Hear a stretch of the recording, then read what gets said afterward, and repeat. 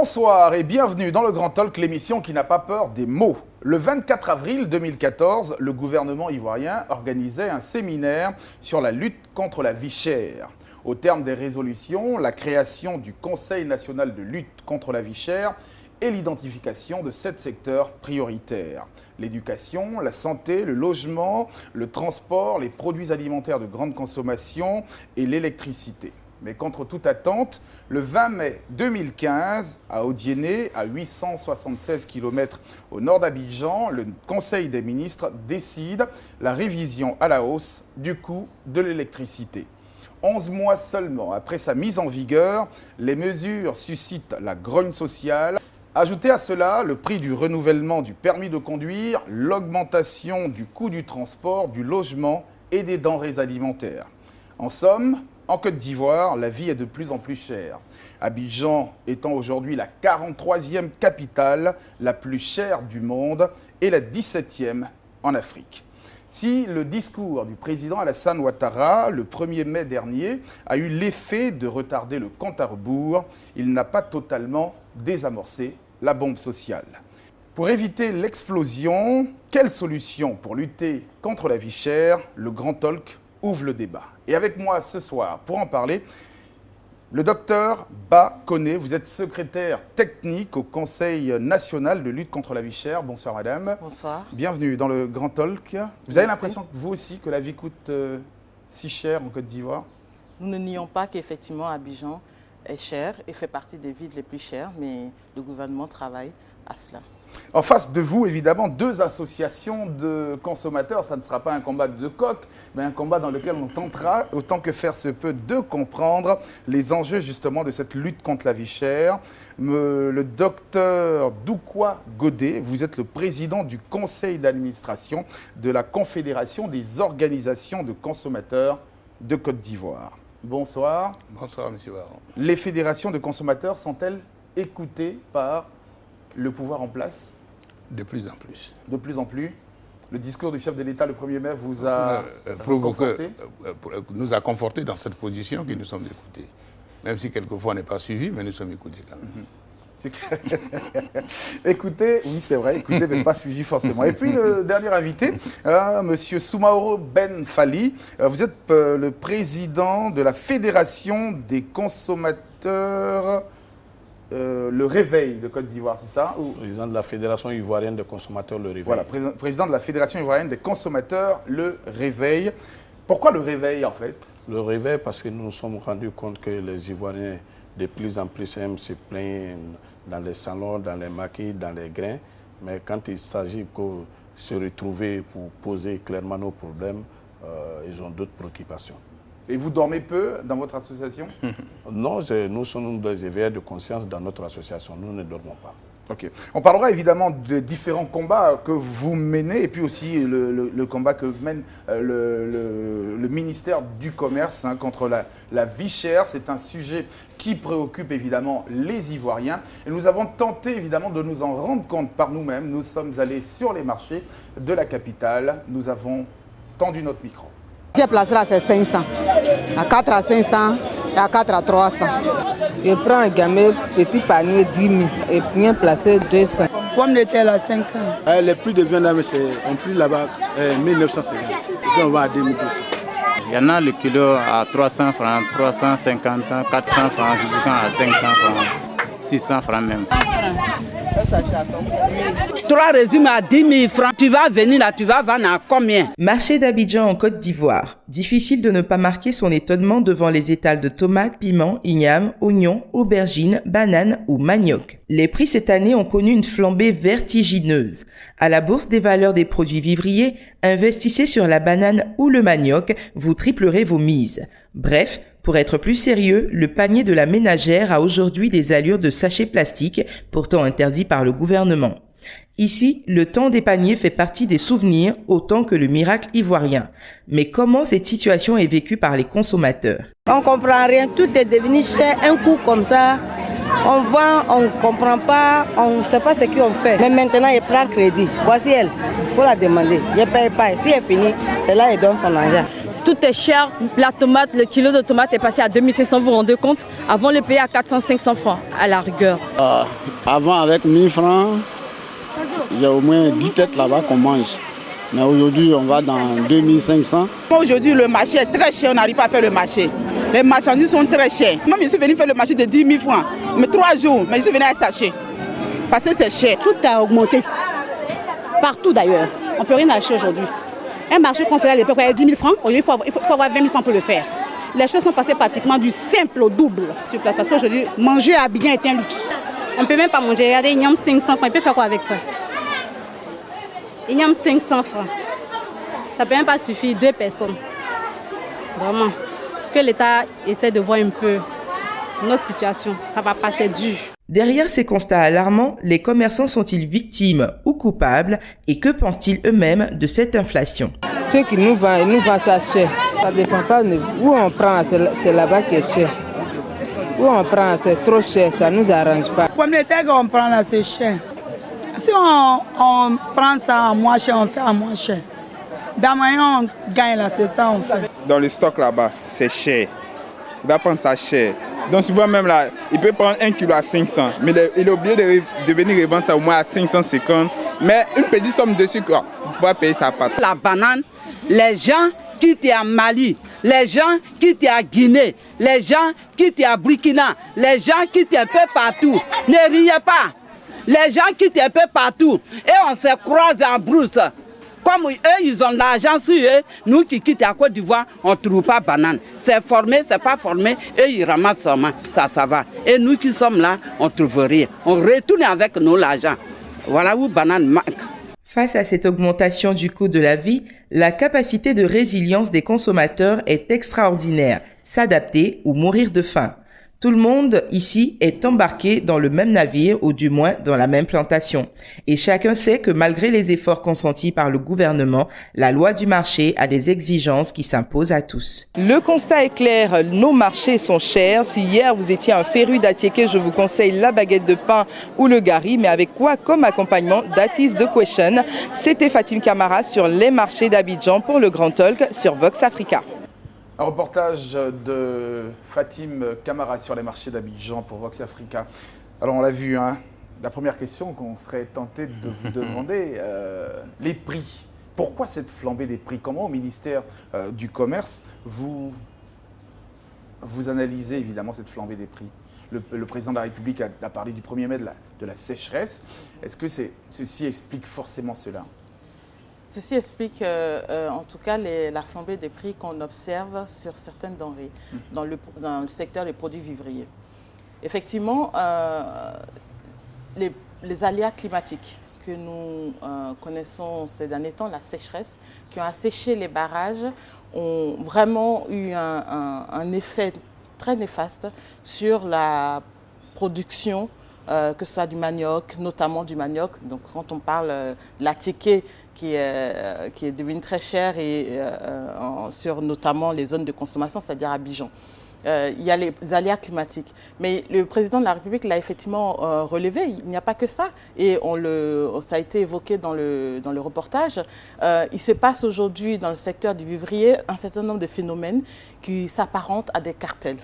C'est-à-dire aujourd'hui, comme il a été évoqué, les denrées que la Côte d'Ivoire produit sont accaparées ou sont achetées dès le bord champ pour être exportées ou pour s'adonner à de la spéculation. Ça, le président de la République l'a clairement dénoncé lors de son discours du 1er mai. Et c'est un phénomène dont on prend connaissance, on prend conscience et sur lequel nous demandait le ministre du Commerce en tête de travailler dessus. C'est-à-dire de permettre d'assainir le secteur des produits vivriers, mettre en place une forme de réglementation des acteurs qui interviennent, qui peuvent acheter au bord champ, de la même manière que ce qui s'est fait dans le café cacao. N'importe qui ne peut pas se lever pour aller acheter son café ou son cacao bord champ dans les plantations. Dans le produit vivrier, malheureusement, c'est le cas. Vous êtes en train d'évoquer évidemment la possibilité de pouvoir organiser la filière du vivrier,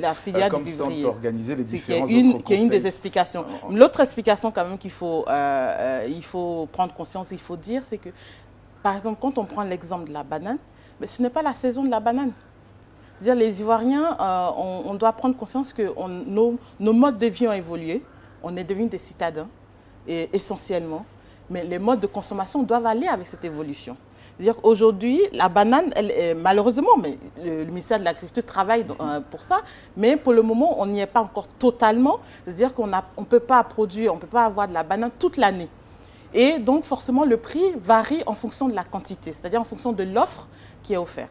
Donc, il y a des périodes de l'année où la banane, le régime ne coûte même pas. Avec 1000 francs ou 1500 francs, on a tout un régime, voire 2 régimes. En ce moment, ce n'est pas la saison. On reviendra évidemment sur les techniques culturelles de contre-saison qui devraient être mises en place pour juguler ce genre de problème. Monsieur Ben Moufali, vous faites le même constat évidemment que les consommateurs dans ce reportage? Effectivement, nous faisons le même constat, mais nous, en tant qu'association de consommateurs, la première des choses, lorsque nous constatons que les prix sont, il y a flambé des prix sur le marché, on essaye de chercher à comprendre le pourquoi. Comme le Dr Bal a dit tout de suite là, effectivement, nous nous sommes rendus compte que c'est des contre-saisons. D'abord, le premier problème, c'était ça. Et aujourd'hui, même ceux qui font le manioc reconnaissent qu'aujourd'hui que les maniocs sont rares dans les plantations. Mais lorsqu'un produit est suffisamment produit sur le marché et que ça revient cher aux consommateurs, et là, il y a problème. Mais nous avons constaté que même dans les grandes zones de production, aujourd'hui, il y a problème. Donc, nous souhaiterons que peut-être d'ici l'année prochaine, que le ministère de l'Agriculture puisse planifier ces contre-saisons et puis voir comment ceux qui ont abandonné la plantation des maniocs au profit des VA et puis en A4, comment nous pouvons faire la compensation. C'est vraiment une des solutions pour que... Moi, je donne un exemple. C'est le Niger et la Hollande qui nous approvisionnent en oignons et pommes de terre. Mais il y a des périodes, par exemple, lorsque le Niger et le Burkina s'occupent de leur propre culture et que la Hollande est le seul pays à nous envoyer oignons et pommes de terre, les sacs peuvent monter jusqu'à 13-14 000 francs. Mais lorsque le Burkina et le Niger commencent à faire venir, le prix chute jusqu'à 7 000, 8 000 francs. En tout cas, on parlera évidemment de tout ça, notamment sur les prix. Monsieur Doukoua Godé, est-ce que la Côte d'Ivoire, finalement, n'est pas victime de sa ruée vers les VA aujourd'hui concernant les produits vivriers? Tout le monde a quasiment abandonné, il le disait en substance, M. Soumaoro, dans son argumentaire. Tout le monde a abandonné les cultures vivrières pour se ruer vers les VA et ça crée justement ce déficit aujourd'hui. Oui, mais enfin, parce qu'on avait pratiquement, quasiment jamais connu ça dans ce pays jusqu'à ce que les prix de l'EVA baissent. Oui, en fait, c'est un choix politique qui a été fait en son temps et dont nous subissons les conséquences. Parce qu'aujourd'hui, un accent particulier a été mis sur les cultures de rente. On avait le café et le cacao et en plus maintenant, plus les VA. Ça a été la ruée vers les VA et les gens ont utilisé beaucoup de forêts. Même il y a des plantations de vivriers qui ont été complètement utilisées pour produire de l'EVA. Parce que les gens se sont dit que les cours de l'EVA étaient tellement importants. Il y a des hectares qui ont été ravagés au profit de l'EVA. Et les conséquences aujourd'hui, comme on ne mange pas de l'EVA et que les cours sont déterminés subissent les influences au plan mondial, voilà les conséquences que nous subissons. Mais je pense qu'il suffit qu'on ait cette volonté politique dans le sens de produire ce que nous consommons. On peut le produire et comme le besoin n'est pas seulement en Côte d'Ivoire, mais dans la sous-région, même dans toute l'Afrique, on peut devenir des exportateurs. Il suffit qu'on le veuille, on le peut. Une denrée comme un produit comme le riz, qui est fortement consommé, on l'importe à court de milliards des pays lointains. Oui, mais ça c'est le constat de pratiquement beaucoup de pays africains. Évidemment, le développement de l'agriculture ne permet pas au moment de pouvoir satisfaire la consommation locale. Mais on va peut-être quitter les produits vivriers, puisque des raisons de cartel, de sécheresse, des raisons climatiques peuvent en fait, excusez l'État et les fédérations de consommateurs, mais la baisse du prix du carburant n'a pas eu d'effet sur la baisse du coût du transport. Pour vous, évidemment, qui êtes le président du conseil d'administration de la Confédération des associations des organisations de consommateurs de Côte d'Ivoire, comment vous expliquez que personne n'est descendu dans la rue jusqu'à ce que le prix, c'est quand le prix de la banane est monté, le prix de l'atchéké est monté, que les regards des consommateurs ont commencé à se lever? Il y a quand même plus d'un an que le coût le coût du pétrole, de baril de pétrole a baissé, mais en Côte d'Ivoire, disons que je dirais que c'est la goutte d'eau qui a fait déborder le vase, sinon que le feu couvert. Il y a longtemps que les prix ne baissent pas, on l'a décrié, parce que on est parti parlant des cours mondiaux du baril de pétrole, on est parti de 140 $. Aujourd'hui, on est en dessous de 40 $. Donc, les répercussions, les régulières baisses à la pompe n'ont pas profité aux consommateurs. Et en son temps, on a demandé au gouvernement de réagir. Parce qu'en fait, nous sommes dans un pays organisé. C'est vrai que nous sommes dans le cadre de la liberté des prix. Mais il revient à l'État régalien de faire des choix politiques.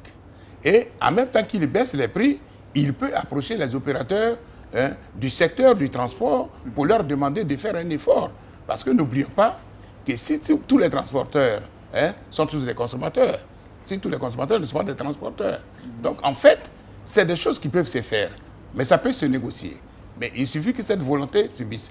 Alors que dans le cas contraire, s'il y avait une augmentation de 1 franc à la pompe, on l'aurait répercuté sur le transport non seulement des personnes, mais des produits, de la marchandise. Alors, justement, ce que vous dites, docteur Bakonné, là je vous interpelle automatiquement.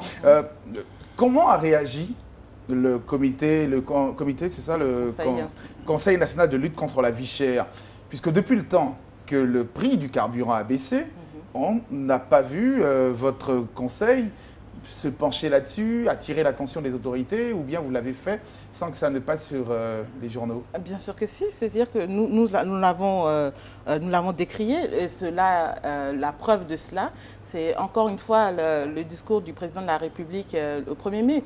Il a clairement dénoncé et il a clairement exprimé son mécontentement, ou en tout cas son incompréhension face à cette situation. C'est-à-dire que le carburant n'a cessé de baisser depuis des mois, voire même des années.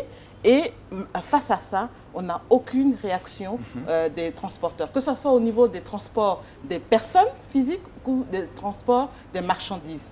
Cela a été dénoncé par le président de la République parce que l'État fait des efforts permanents. Et il fait notamment des efforts sur le carburant et pour, in fine, ne pas avoir les résultats observés. Donc, les transporteurs ne jouent pas le jeu. Et effectivement, comme l'a dit M. Doukoua-Godet, c'est-à-dire dès qu'il y a une petite hausse, là, immédiatement, il répercute à la hausse. Le prix qui est pratiqué, le prix du transport qui est pratiqué. Mais lorsque l'État, et à chaque fois, il donne comme argument que le carburant a augmenté. Mais là, le carburant baisse et on n'a pas de réaction. Cela, nous le regrettons, nous le dénonçons à la suite de son excellence, M. le Président de la République. On va parler maintenant des prix, de la fixation des prix. On a l'impression qu'aujourd'hui, entre-temps, on est dans une organisation bananière, tout le monde fait ce qu'il veut, chacun fixe les prix à la tête du client en fonction de ses habitudes et tout. D'ailleurs, justement, M. Ben Oufali, l'État avait parlé concernant les cautions à déposer pour les loyers, 2 mois de caution, 1 mois de loyer. Et jusqu'à aujourd'hui, cette mesure de l'État de Côte d'Ivoire n'est pas respectée par les propriétaires immobiliers, par les propriétaires tout simplement. Je vous remercie. Je pense que grâce à votre plateau, je lance cet appel au gouvernement. Le gouvernement n'a fait qu'une annonce. Et jusqu'au séjour, aucune décision officielle n'est sortie. De telle sorte que moi, Soumaoro, si le propriétaire d'une maison me demande 1 an, je puisse aller me plaindre pour dire non. L'État dit qu'ils vont réorganiser le secteur et que désormais, ça va être 3 mois. Mais désormais, ça va être 3 mois. Ça est sur la table des députés. Le gouvernement, parce que les députés doivent adopter, ça doit venir, il faut prendre un décret d'application, les ministères concernés doivent se mettre au travail, les magistrats doivent recevoir des notes, les forces de l'ordre, ainsi de suite. Mais depuis, cette annonce vraiment a créé plus de problèmes aux consommateurs. C'est dès qu'on a dit ça, tous les propriétaires ont commencé à augmenter le loyer en attendant que la loi ne soit appliquée. Puisque ce n'est pas encore appliqué. Donc tous les propriétaires de maisons aujourd'hui disent « Moi, ma maison désormais c'est ça. Moi, ma maison désormais c'est ça. » Donc moi, je demande au gouvernement d'aller très vite, de mettre cette loi en vigueur pour sauver le consommateur. Parce que entre l'annonce et l'application des décisions, nous souffrons beaucoup. En tout cas, j'ai ici en tout cas le communiqué final hein, du séminaire gouvernemental du 25 avril 2014. Ça tient près d'une dizaine de pages.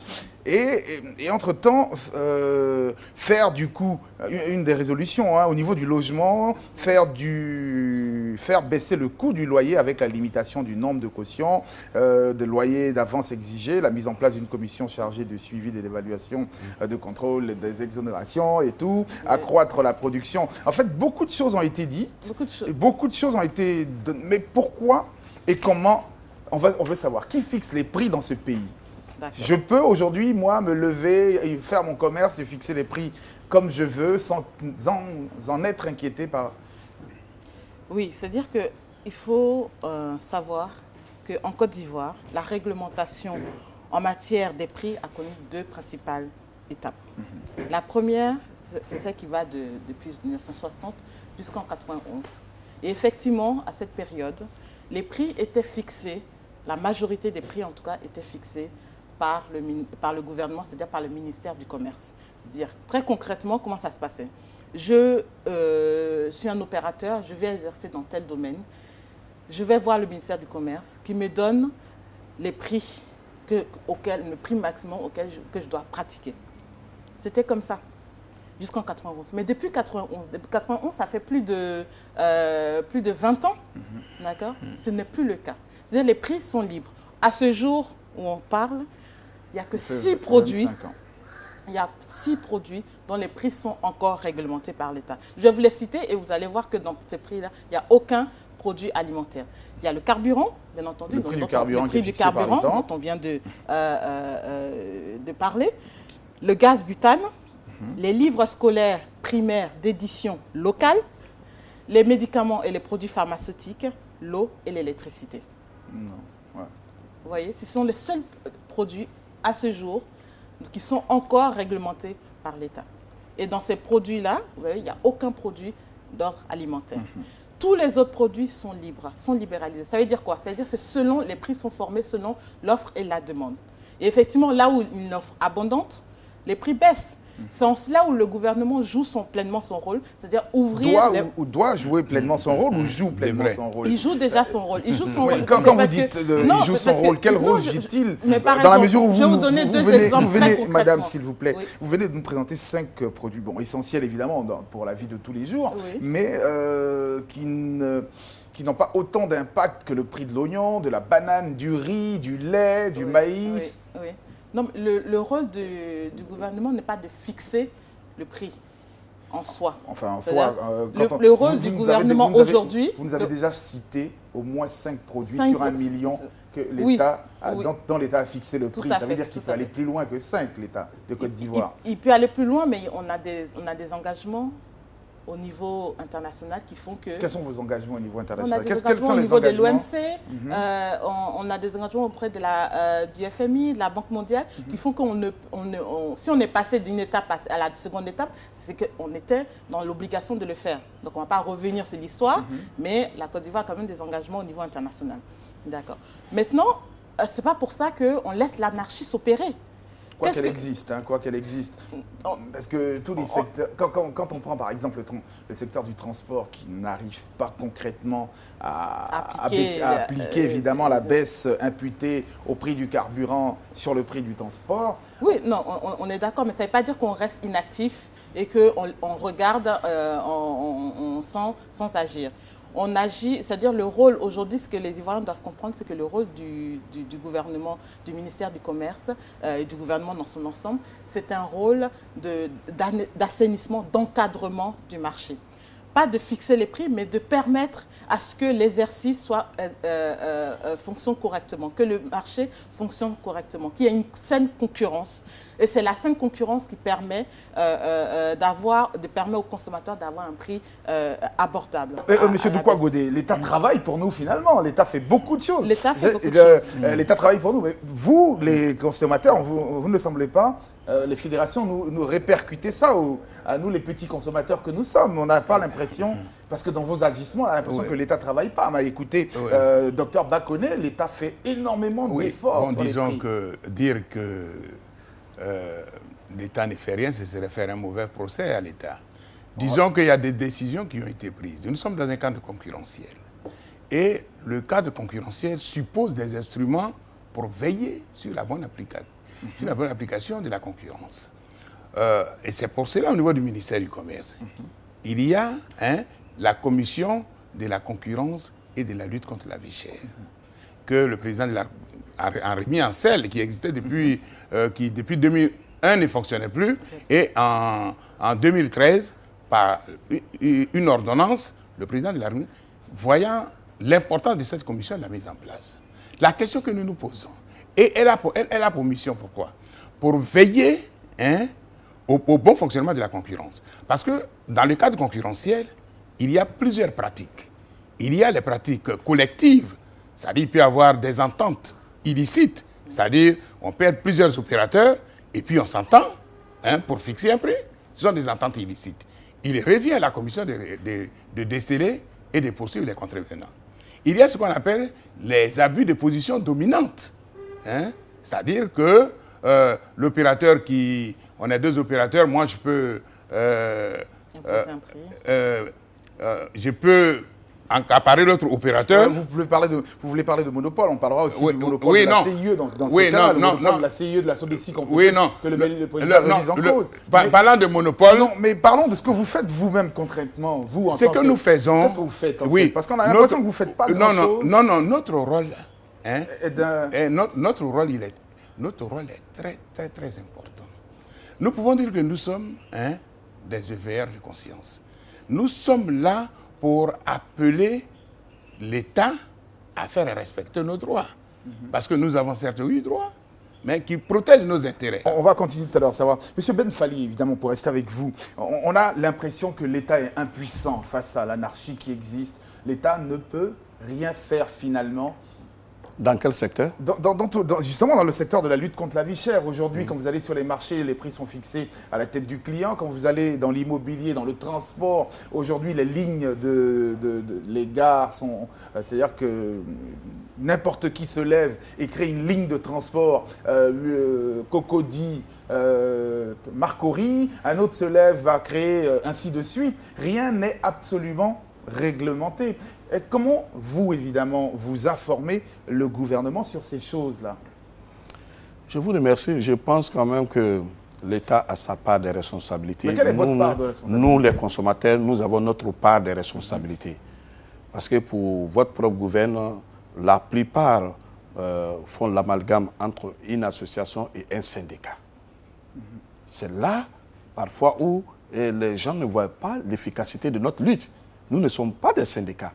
Nous sommes une association qui contribue au bien-être de la population. Vous faites quoi exactement? Notre rôle, dès que nous constatons des anomalies, nous allons à la source pour s'informer de pourquoi.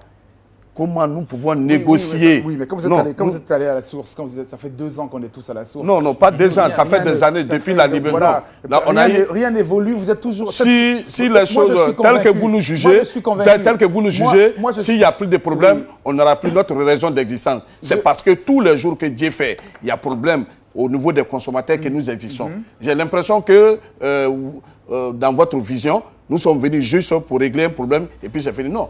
Tant que nous sommes sur la tête... Les Ivoiriens veulent savoir, les Ivoiriens veulent comprendre. Oui. Vous parlez de la source. Bon, cette source, je pense qu'elle a dû tarir à ce niveau. Qu'est-ce que vous avez posé les Ivoiriens, c'est qu'ils doivent comprendre. Oui. Les Ivoiriens, c'est qu'ils doivent comprendre que nous, notre force, c'est eux, les Ivoiriens, les consommateurs. Lorsque nous lançons des mots d'ordre là, si ces mots d'ordre sont respectés, vous avez vu, je vais vous donner quelques exemples.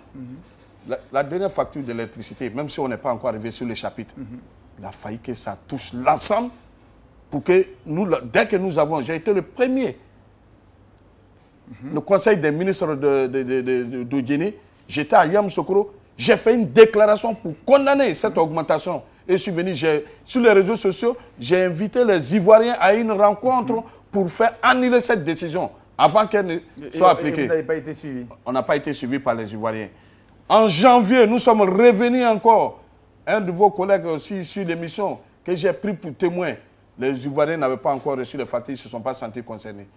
La dernière facture, lorsque j'ai lancé l'appel pour qu'on se retrouve, la salle était remplie. Et les gens sont venus. Je leur ai dit, qu'est-ce que nous devons faire?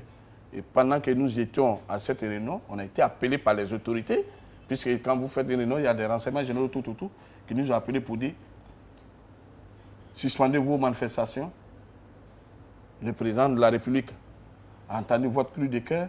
Le 1er mai, le président de la République va s'adresser à vous et il va donner une réponse qui va vous satisfaire. Maintenant, on va savoir maintenant ce que les... Donc, je demande aux Ivoiriens de venir vers les dirigeants des consommateurs, de chercher à savoir où nous sommes.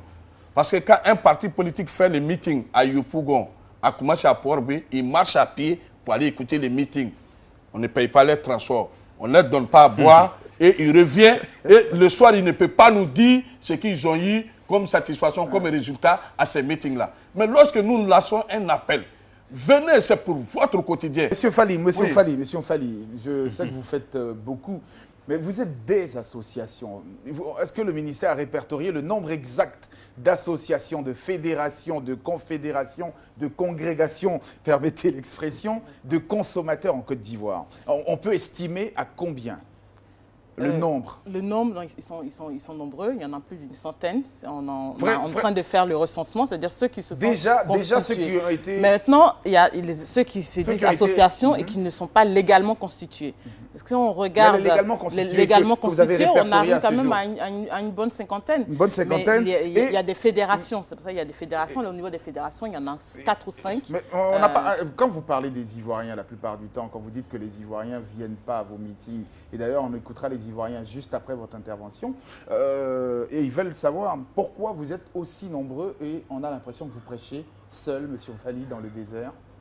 Non, nous ne prêchons pas seuls dans le désert. C'est seuls ceux qui ne viennent pas qui trouvent qu'on prêche dans le désert. Mais ceux qui viennent, nos membres, ceux qui sont reconnus, ceux qui prennent nos cartes de membres, là, c'est là, si vous leur demandez, ils ne vont jamais vous dire qu'on prêche dans le désert. Vous savez que l'Ivoirien, c'est propre à l'Ivoirien, lorsqu'il y a une situation, il s'exprime en colère et puis c'est fini. Mais il faut que les Ivoiriens mettent dans leur tête que sans le boycott, les associations de consommateurs ne peuvent pas avoir de force. Parce qu'aujourd'hui, ce n'est pas notre rôle d'aller organiser une marche ou bien organiser un sitting. Le seul pouvoir que nous détenons, c'est le boycott actif des décisions du gouvernement qui ouvre des décisions de tous les jours. Les opérateurs, parce que le gouvernement... Le boycott en général qui peut donner force aux associations de consommateurs. Parce qu'un producteur aujourd'hui qui augmente le prix de sa marchandise, pendant 3 jours, si aucun consommateur ne paye, il va revenir sur l'ancien prix. Monsieur Fally, si les transporteurs ne baissent pas les prix du transport et que nous demandons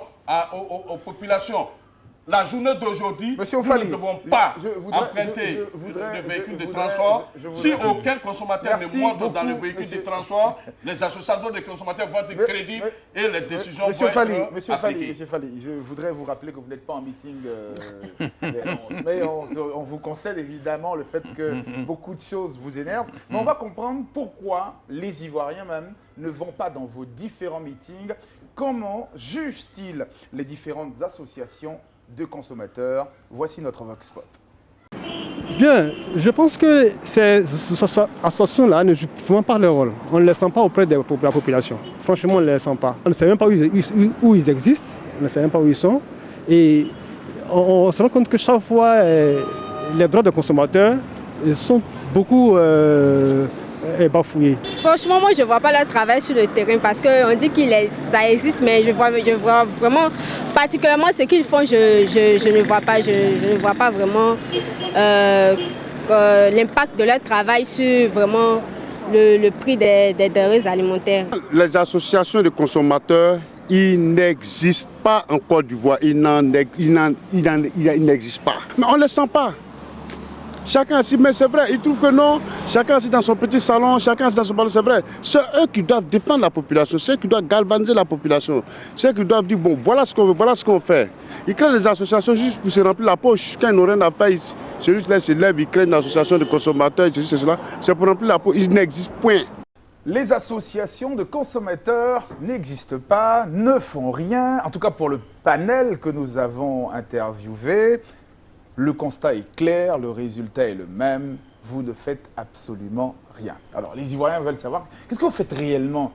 Les gens ne vous connaissent pas du tout, ou c'est peut-être les ministères qui vous connaissent, vous êtes peut-être répertorié dans le fichier du gouvernement de Côte d'Ivoire, mais sur le terrain, M. Doukoua Godé, vous êtes quasiment invisible.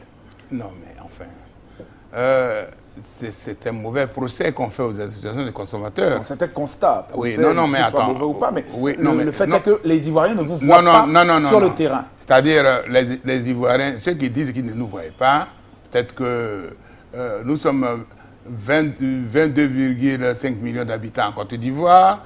C'est vrai que 2 ou 3, 4, 5 personnes, ceux à qui vous avez... On n'avait pas quand même interrogé 22 millions de personnes pour savoir disent qu'ils ne nous connaissent pas. Mais non, mais au fond, pour être sérieux, les associations de consommateurs existent. Mais il faut que les gens comprennent c'est quoi une association de consommateurs.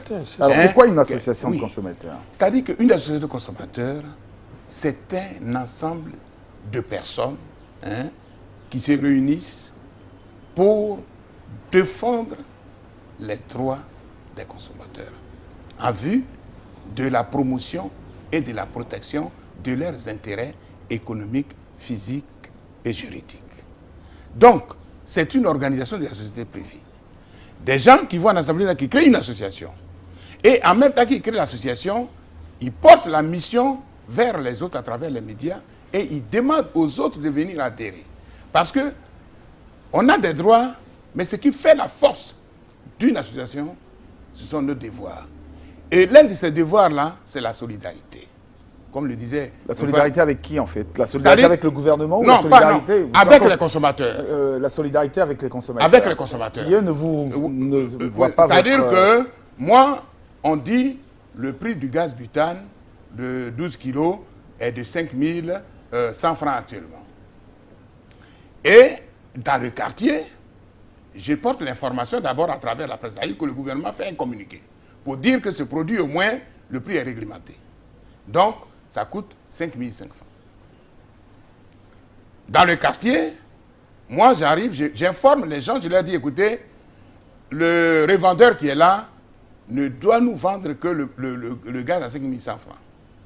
Mais si, pendant que je parle, quelqu'un vient, il me dépasse, il dit, non, mais moi, au fond, je suis pressé, ma sauce est au feu, bon, 5 500 francs, il paye 5 500 francs, la lutte ne va pas aboutir.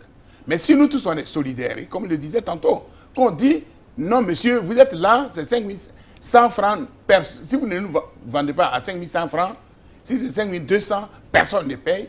Je crois que l'opérateur qui est là, qui a des charges, et qui sait que c'est le client qui est roi, il finira par changer. Donc, il y a cette solidarité quand vous parlez de solidarité, ça je vais demander à M. Mfali, notamment les opérateurs, l'État a imposé une taxe de 3%, je crois, aux opérateurs de téléphonie mobile qui l'ont automatiquement appliqué à leur prix. Eux, ils n'ont pas baissé leur prix, mais nous payons en plus les 3% imputés à l'État. J'ai été l'un des premiers qui a fait une sortie pour condamner cette décision, les 3 francs.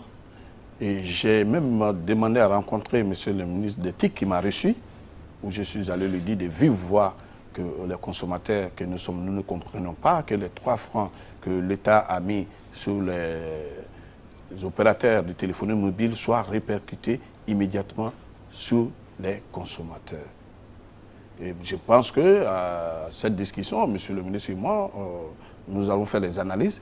Effectivement, a dit que ce n'était pas prévu que ceci répercute ça sur les consommateurs. Et que, bon, à travers le canot du gouvernement, ces opérateurs allaient être interpellés. Mais malheureusement, aujourd'hui, il y a certaines entreprises on se demande si ce n'est pas un État dans un État. Et ceci n'a aucun respect même pour le gouvernement. Le gouvernement parle et aussi il parle. Et puis ça reste comme ça. Donc toi-même, petit président des consommateurs, sans aucune protection, sans budget, tu te dis, mais écoute, qu'est-ce que je peux faire là? Puisque l'État qui a un rôle régalien même, on bafouille les décisions de l'État, mais le petit président des consommateurs, qu'est-ce que vous pouvez faire?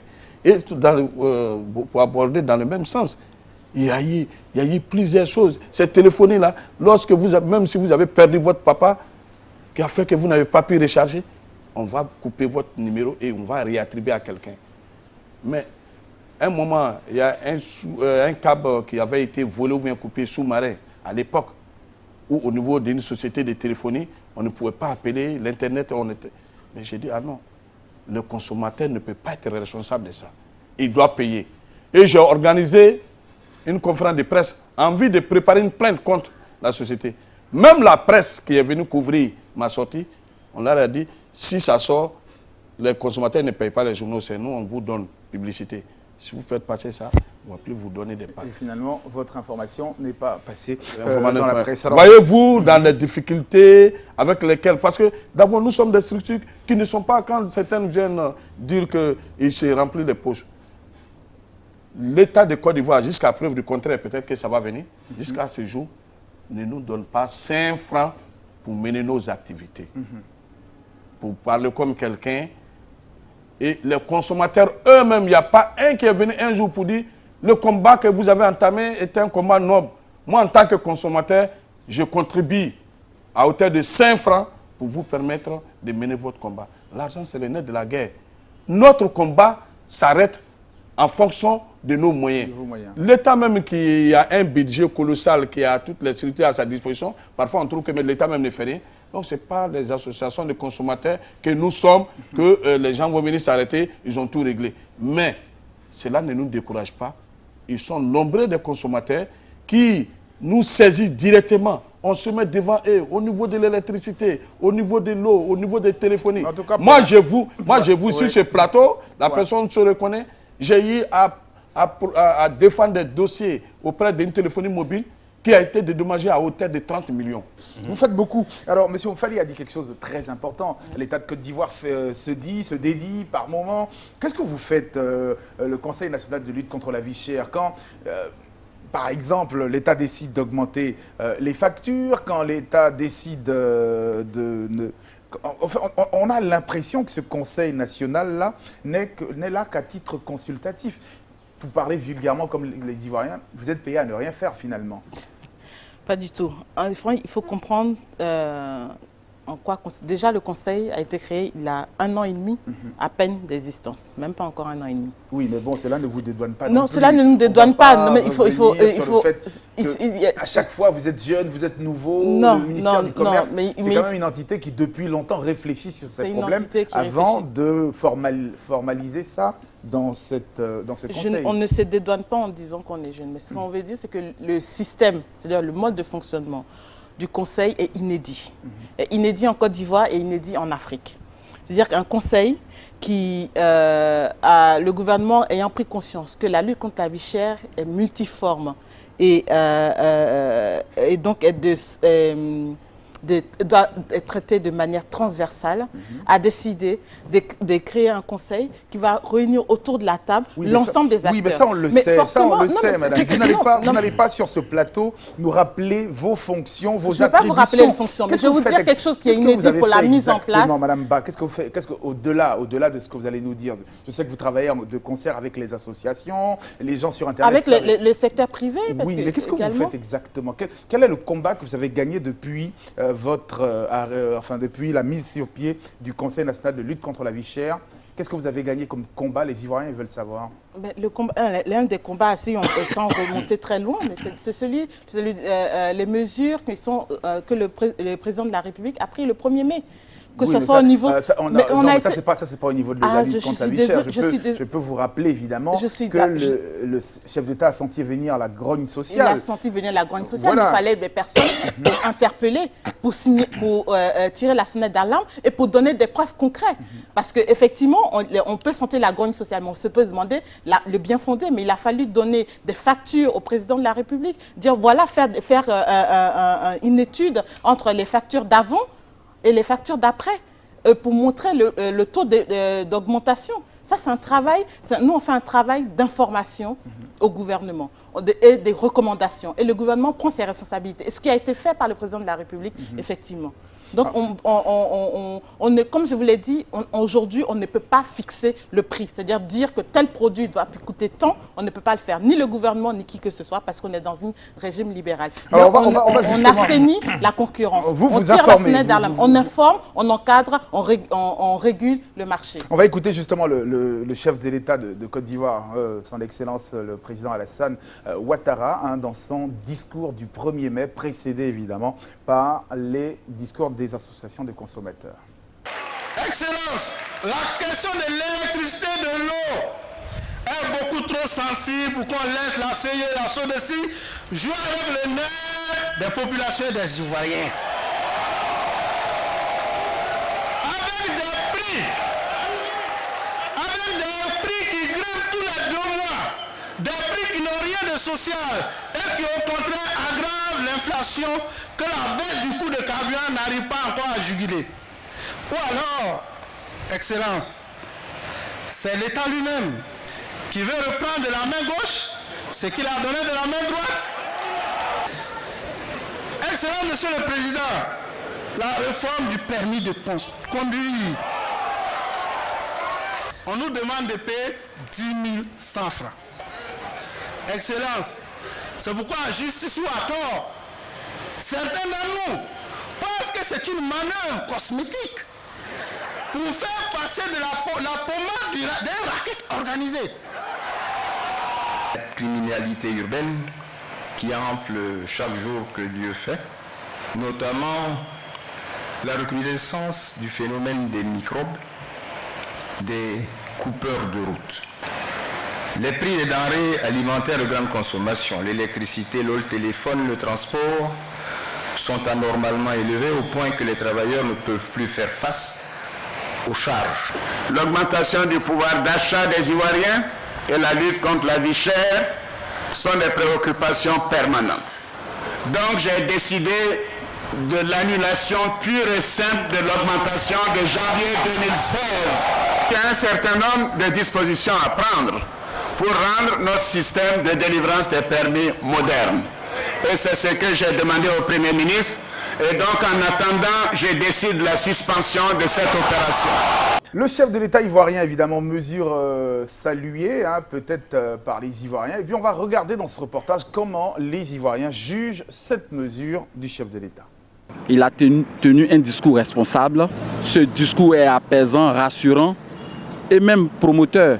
Mais entre les lignes, je lis que le président n'a pas été beaucoup instruit sur la vie de l'Ivoirien. Il a fait beaucoup d'efforts vraiment pour satisfaire les besoins des Ivoiriens. Et j'en suis vraiment fière. Attendre parler le président, on a l'impression qu'il n'était pas informé, que c'est les autres qui déconnent, c'est pas lui. Tu comprends? Mais ce qui a su, ça a apaisé tout le monde. Il a abordé pratiquement les inquiétudes des Ivoiriens.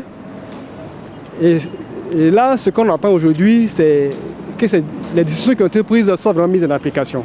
Le discours du 1er mai 2016 du chef de l'État, commenté par les Ivoiriens qui se rendent compte que le chef de l'État n'a pas été beaucoup instruit, même si vous disiez tout à l'heure que vous instruisiez le chef de l'État, vous lui avez montré les factures et les factures. Alors, nous, on s'étonne. Et ça, la question, je vais la poser à M. Soumaoro Ben Fally. Le 20 mai 2015, à Odiéné, lors d'un conseil des ministres, présidé par le chef de l'État, Alassane Ouattara, il est décidé de l'augmentation du coût de l'électricité. Alors, que le chef de l'État s'étonne évidemment d'avoir pas été prévenu par cette hausse du coût de l'électricité, ça craint. Bon, je pense qu'en écoutant le président de la République, n'a pas dit que lui, il n'a pas donné son accord pour l'augmentation. Il dit ce que nous avons décidé n'a pas été appliqué sur le terrain. Ce qui a été décidé et les pratiques, il y a eu une très grande différence. D'où vient la décision du chef de l'État d'annuler purement et simplement cette décision. Et c'est pour cela, moi, comme nous n'avons pas assez de temps, ici, moi, je voudrais demander à Monsieur le Président de la République qui, chaque conseil des ministres, signe des décrets allant dans le sens du bien-être des consommateurs que nous sommes. Mais malheureusement, ces décisions, la majorité ne sont pas appliquées et restent dans les ministères. Je souhaite la création d'un comité national de suivi des actions gouvernementales avec des fonctions gratuites, bien évidemment. Je ne le dis pas pour créer une structure qui va venir encore peser sur le contribuable que nous sommes. Donc, il faut que chaque conseil des ministres, pour qu'on puisse suivre à la lettre les décisions des conseils des ministres, pour que ça puisse avoir un impact sur la population. Vous proposez un conseil justement de suivi. Un comité national de suivi des actions gouvernementales. Là, on a un conseil national de lutte contre la vie chère, voilà. Un comité de suivi. Et la vie chère, pour l'instant, elle reste encore une des préoccupations. Alors, vous semblez un tout petit peu hésitante quand je disais que le chef de l'État semblait ne pas être au courant. Mais quand on voit la décision du permis de conduire, la décision de l'électricité, quand on voit les loyers, rien n'est respecté. Le chef de l'État, on a l'impression que les choses sont dites et jamais faites, justement. Vous n'avez pas l'impression que l'Ivoirien est devenu irrespectueux et qu'il ne ressemble même pas encore à l'Ivoirien nouveau dont parle M. Ouattara? Rien n'est respecté. Non. Les sachets d'eau, vous en trouvez à tous les coins de rue. Même les policiers téléphonent quand ils font la réglementation de la circulation. Oui. C'est aberrant de voir un agent de la circulation avoir son téléphone et demander aux voitures de passer. Bon, je ne sais pas peut-être votre rôle, mais le civisme fout le camp dans ce pays. Tout à fait. En fait, ce que moi je voudrais dire, c'est ce discours de son Excellence, Monsieur le Président de la République, prouve qu'il est à l'écoute des Ivoiriens. Donc on ne peut pas dire que... Quand vous dites que ça prouve, est-ce qu'il n'était pas en train de retarder évidemment la grogne sociale? Non, pas du tout. Parce qu'il n'a pas dit, il a suspendu, il a annulé. Donc le but, ce n'est pas de mettre la pommade. C'est-à-dire qu'il a pris ses responsabilités. Dans un souci d'apaisement et de bien-être des Ivoiriens, il a pris ses responsabilités. Et il ne s'est pas dédouané. Pour un chef de l'État, je trouve qu'il a été vraiment très loin dans son discours. Il ne s'est pas dédouané. Il n'a pas dit « on a fait, je n'étais pas au courant ». Il a assumé. Il a dit « oui, on a décidé une augmentation ». Mais l'augmentation qu'on a décidée n'a pas été appliquée correctement. C'est-à-dire ce qu'on a demandé comme augmentation qui devait être de 5% en janvier, à aller de 30, 40, voire 50%. Il a dit il ne s'est pas dédouané. Il n'a pas dit je n'étais pas au courant. Il a dit l'application n'a pas été correcte. Qui est coupable? Les Ivoiriens veulent savoir. Il faut situer les responsabilités. Sur les 30-40% dont vous parlez, qui est coupable?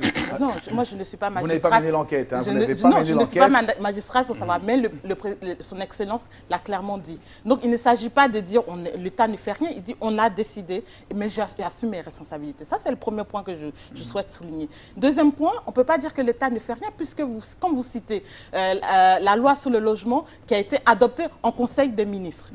Il a été adopté, c'est-à-dire le gouvernement a fait sa part. Il reste l'Assemblée nationale à faire sa part. Il y a des institutions dans ce pays. Oui, le gouvernement n'est pas tout puissant.